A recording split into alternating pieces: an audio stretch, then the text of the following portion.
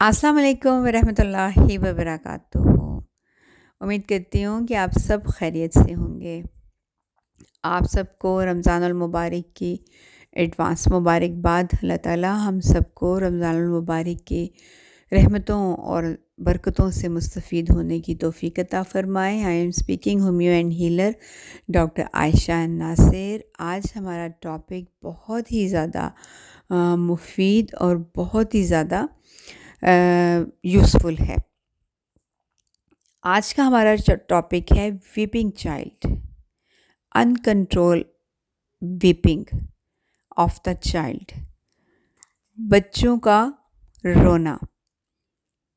बच्चे क्यों रोते हैं, इसकी कॉजेज़ को हम देखते हैं कि पहले तो मैं आपके साथ शेयर करती हूँ कि जब बच्चा पैदा होता है तो जब वो रोता है तो वो ज़िंदगी की अलामत होता है, और जब इसके बाद बच्चा रोता है तो वो बीमारी की अलामत होता है। यानी कि उसके पीछे कोई ना कोई कॉज़िटिव फैक्टर होता है जिसकी वजह से बच्चा रोता है। एक तो बच्चा जब नॉर्मली रोता है उसके पीछे उसकी क्या कॉजेज़ हैं, उसमें इसकी फ़र्स्ट ऑफ़ ऑल कॉज़ है कि जब बच्चे को भूख लगी होती है, और जब बच्चे का डायपर टाइम पे चेंज ना हो तब बच्चा रोएगा, और जब बच्चे की नींद पूरी ना हो तब बच्चा रोता है, और बच्चे की को प्रॉपर बच्चे की देखभाल ना हो रही हो, या प्रॉपर बच्चे की हाइजीन का ख़याल ना रखा जाए, उसकी रूटीन का ख़याल ना रखा जाए, तो इसकी भी वजह से बच्चा रोता है। ये एक नॉर्मल रोना हो गया, क्योंकि बच्चा अपनी हर बात रो कर बताएगा आपको, चाहे वो डिज़ीज़ ही क्यों ना हो। जब बच्चा तकलीफ़ में होगा तब भी बच्चा रोएगा। अच्छा, अब ये है कि बच्चे के रोने की वजह से वालिदैन बहुत ज़्यादा डिस्टर्ब हो जाते हैं, वालिदैन बहुत ज़्यादा टेंशन में हो जाते हैं, और इसकी वजह से बच्चे के बेजा रोने की वजह से या बहुत ज़्यादा रोने की वजह से सारे घर के अफराद जो होते हैं वो बहुत ज़्यादा परेशान हो जाते हैं। उनकी भी नींद डिस्टर्ब हो जाती है, आराम डिस्टर्ब हो जाता है, रूटीन डिस्टर्ब हो जाती है।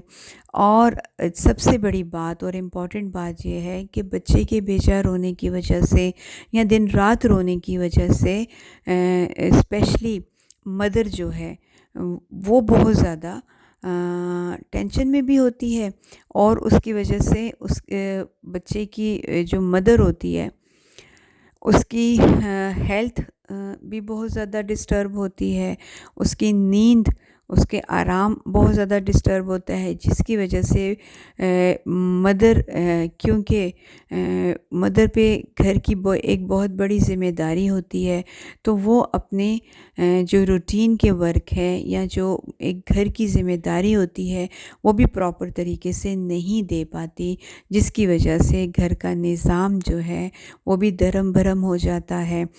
और इसके अलावा अगर बच्चा बेजा रोता है तो घर में घर के दूसरे अफराद का भी जो है दूसरे अफराद के भी आराम जो है वो बहुत ज़्यादा डिस्टर्ब हो जाता है।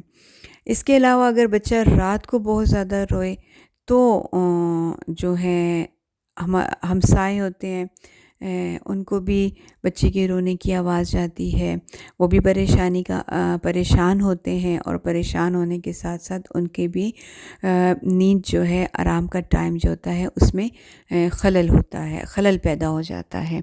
इसलिए बच्चे के बेजा रोने को कंट्रोल करने से बहुत से मसाइल जो बच्चे के साथ होते हैं, बहुत सी प्रॉब्लम्स जो बच्चे के साथ होती हैं वो भी सॉल्व हो जाते हैं, और जो पेरेंट्स के साथ प्रॉब्लम्स बन जाते हैं उस दौरान वो भी सॉल्व हो जाते हैं। अब बच्चा बेजा रोता क्यों है? मैंने इसकी पहले कुछ कॉजेज़ आपके साथ शेयर की हैं। अब इसकी अदर कॉजेज़ भी हैं कि कोई congenital any type of congenital disease and जो है इसके अलावा any type of congenital disease हो गई, और any type of physical disease. एक कॉन्जेनिटल डिज़ीज़ हो तब भी बच्चा रोता है, और उसके अलावा अगर बच्चे को कोई और फिज़िकल डिज़ीज़ हो जाए, यानी फ़ीवर हो जाए, सोर थ्रोट का इन्फेक्शन हो जाए, स्टमक की कोई प्रॉब्लम हो जाए। अक्सर मदर फीट पे बच्चे होते हैं, बच्चे के हाइजीन का प्रॉपर ख़्याल ना रखा जाए तो इसकी वजह से बच्चों को सोर थ्रोट का इन्फेक्शन हो जाता है। अगर मदर बहुत ज़्यादा कोई हार्ड फूड खा रही हैं और बच्चा मदर फीट पे है तो उस मदर फीड की वजह से और मदर के हार्ड फूड खाने की वजह से भी बच्चे को गैस्ट्रिक प्रॉब्लम हो जाती है, तो जिसकी वजह से भी बच्चा बहुत ज़्यादा रोता है। इसके अलावा ड्यूरिंग डेंटिशन, क्योंकि तकरीबन 6-7 मंथ से बच्चों का डेंटिशन पीरियड स्टार्ट हो जाता है, तो ड्यूरिंग डेंटिशन पीरियड की जो कंप्लेंट्स हैं, डायरिया है और स्पेशली कॉन्स्टिपेशन है, पेविशनेस, बच्चा बहुत ज़्यादा चिड़चिड़ा हो जाता है, ज़िद्दी हो जाता है, खाना पीना छोड़ देता है उस दौरान। तो क्योंकि बच्चा अभी बोलने के काबिल नहीं होता, इसलिए बच्चा रोकर अपनी तकलीफ़ का इज़हार करता है, तो फिर बच्चा बहुत ज़्यादा रोता है। इसके अलावा बच्चों को ज़रूरत से ज़्यादा गोद में उठाने की आदत भी अगर डाल दी जाए तो बच्चा फिर जो है वो गोद के अलावा बेड पे या चेयर पे जो है वो बैठना पसंद नहीं करता। जैसे ही बच्चे को गोद से उतारते हैं तो बच्चा रोना शुरू कर देता है, और ये भी एक बहुत मुश्किल काम है, हर वक्त बच्चों को गोद में लेकर बैठे रहना या गोद में लेकर मदर कैसे काम करे।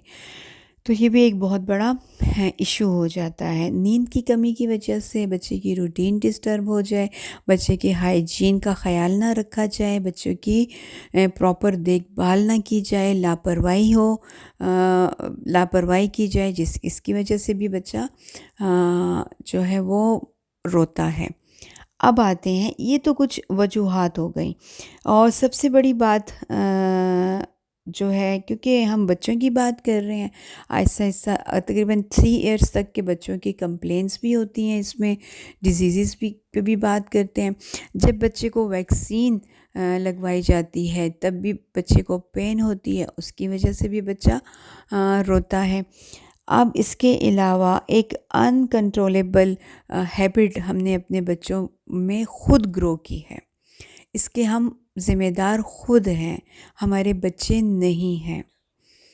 वो ये है कि क्योंकि बहुत मॉडर्न दौर आ चुका है, और मॉडर्न दौर की मॉडर्न किस्म की हैबिट्स हमने अपना रखी हैं जो हमारे बच्चों के लिए और हमारे लिए भी बहुत ज़्यादा नुकसानदेह हैं। वो है मोबाइल का यूज़। छोटे बच्चों में तकरीबन एक बढ़ता हुआ रुझान मोबाइल का यूज़ है।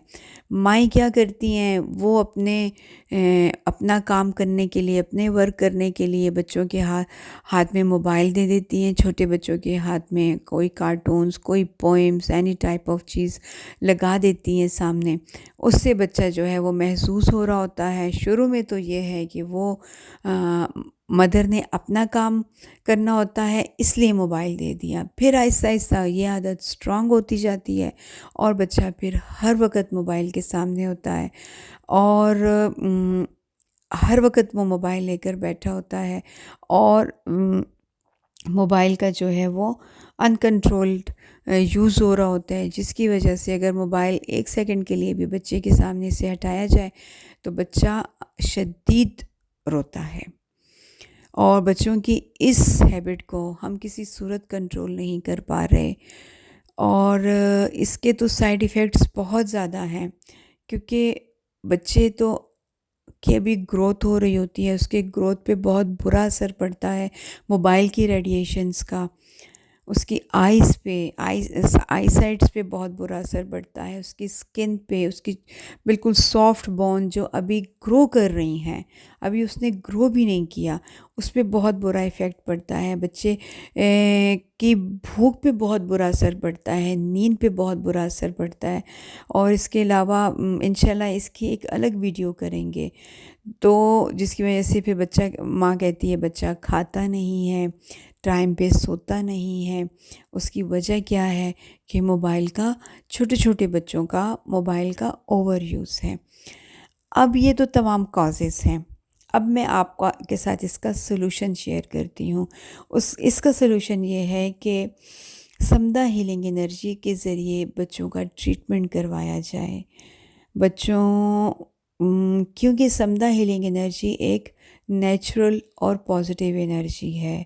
इसके कोई साइड इफ़ेक्ट्स नहीं हैं, इसमें किसी किस्म का केमिकल का यूज़ नहीं है, और बच्चे भी अभी नेचर से और पॉजिटिविटी के बहुत करीब होते हैं। क्योंकि बच्चों को अभी बहुत छोटे बच्चे होते हैं, उनको नेगेटिविटी ने टच नहीं किया होता, या उनको अभी किसी नेगेटिविटी के बारे में मालूम ही नहीं होता। इसलिए समदा हीलिंग एनर्जी बच्चों पे बहुत अच्छा असर करती है और बच्चों के लिए बहुत ज़्यादा फ्रूटफुल है।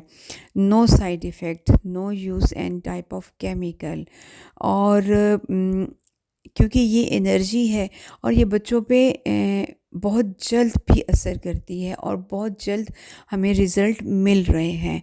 इसलिए अपने बच्चों के ऐसी प्रॉब्लम्स जिससे आप बहुत ज़्यादा परेशान हैं और इसका कोई सलूशन नहीं आपको मिल रहा, मुख्तलिफ़ डॉक्टर्स और मुख्तलिफ़ चाइल्ड स्पेशलिस्ट के पास आप जा कर थक गए हैं, और जब आपको मालूम है कि बहुत ज़्यादा मेडिसिन भी बच्चों को दी जाए, तब भी उसके साइड इफ़ेक्ट्स हमारी बॉडी पे ज़रूर अपीयर होते हैं, बच्चों की बॉडी पे।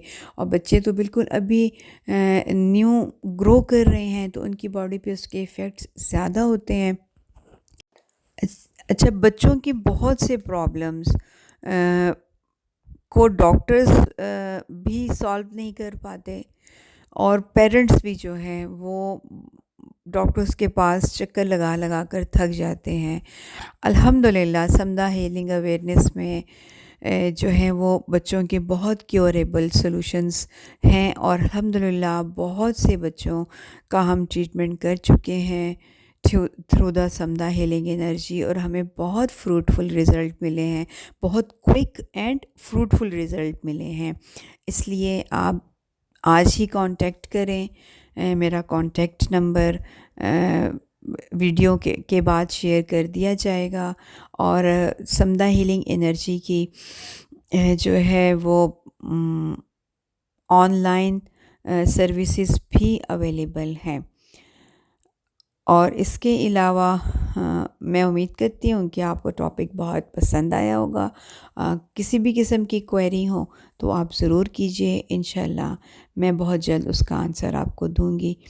और मेरी वीडियो को के व्यूअर्स जो हैं उनसे मुझे कंप्लेन है कि विदाउट सब्सक्राइब किए हुए आप वीडियो देखते हैं, प्लीज़ सब्सक्राइब ज़रूर कीजिए। अल्लाह हाफ़िज़।